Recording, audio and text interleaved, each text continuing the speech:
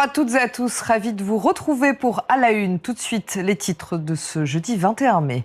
C'est une manœuvre politique des États-Unis pour justifier l'insensé projet d'une agression militaire contre Cuba. Réaction du président cubain Miguel Díaz-Canel suite à l'inculpation de Raúl Castro.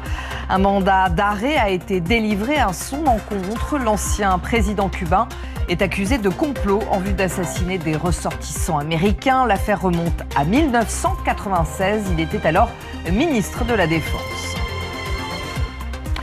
Vague de colère et d'indignation suite à la diffusion d'une vidéo par le ministre de la Sécurité nationale israélien, Ben Gvir.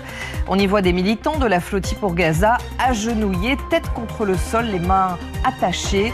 Pour le Premier ministre israélien, Benyamin Netanyahou, ces images ne sont pas conformes avec les valeurs d'Israël. La France, l'Espagne, mais aussi le Canada et de nombreux autres pays ont convoqué les ambassadeurs israéliens.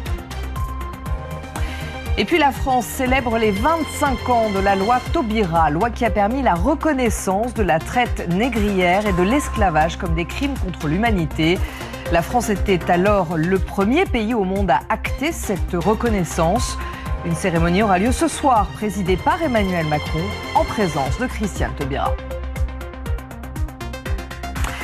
Et au sommaire de cette heure d'information, en Guadeloupe, la circulation des armes à feu est au cœur des préoccupations des autorités. C'est notre focus du jour. Et puis dans les sports, le club anglais d'Aston Villa a remporté mercredi la Ligue Europa en battant les Allemands de Fribourg 3-0 après avoir largement dominé cette finale. Voilà pour le programme. Tout de suite, c'est le journal.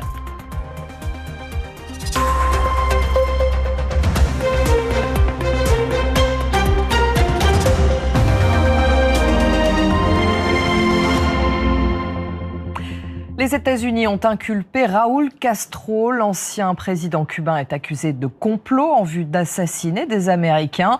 L'affaire remonte à 1996. Raúl Castro était alors ministre de la Défense. Selon le président Miguel Díaz-Canel, il s'agit, je cite, d'une manœuvre politique des États-Unis pour justifier l'insensé projet d'une agression militaire contre Cuba. Donald Trump, le président américain, parle lui d'un très grand jour. Florent Rodeau.